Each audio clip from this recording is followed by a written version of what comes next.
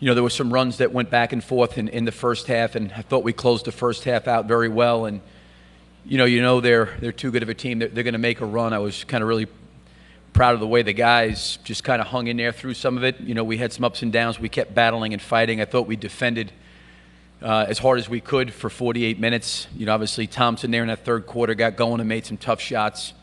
But overall, I thought we kept battling and fighting, and we weathered some storms and manufactured some offense and got some stops and got out on the break. So, overall, it was I thought our guys did a really, really good job tonight. Coach, Nate Duncan from the Cauldron. When you played small before in these playoffs, especially in the San Antonio series, it didn't really work. Same thing, first two games. What made you think going into Game 3 that would work and that is something that you guys should emphasize? Well, one of the things, it's not necessarily about what is or is not going to work.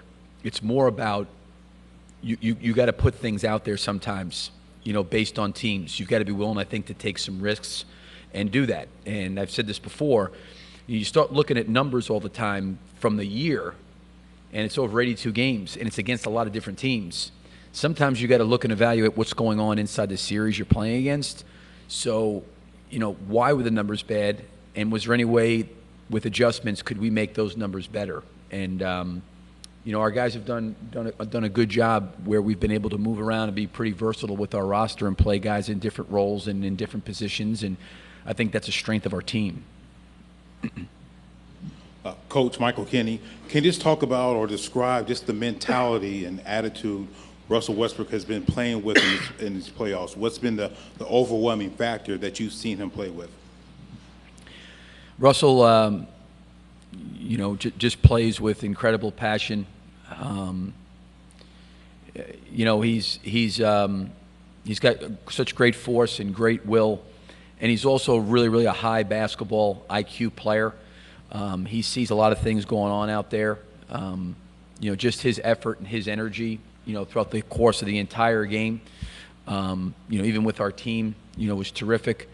But, as a coach, you sit there and you have great respect and admiration for somebody that plays that hard and gives to the game and to his teammates what he gives. Fred Katz, Norman Transcript, coach to your left. You guys, along with those small lineups, have done a particularly good job pushing the ball as well. Is that something that's a mentality that's hard to, Steven Adams said it's hard to stay locked in for 48 minutes straight. Is that something where it's tough to stay locked in for those 48 minutes? And if so, how do you keep that up in a Western Conference Finals type atmosphere? Yeah, I think what happens is you've got to build up stamina for that. And I think you have to have stamina to be able to concentrate and focus and then physically do what these guys do. The way they're laying their bodies on the line, the whole team, the way they're physically competing. Golden State's a hard team to guard, and they're very, very good, and they obviously give you a lot of cutting, moving, and passing, and same thing with San Antonio. And our guys continually, I think, as time goes on, to try to get a little bit better and a little bit better defensively. But they're giving great effort, the entire team, in terms of trying to concentrate and focus on the things within the game plan.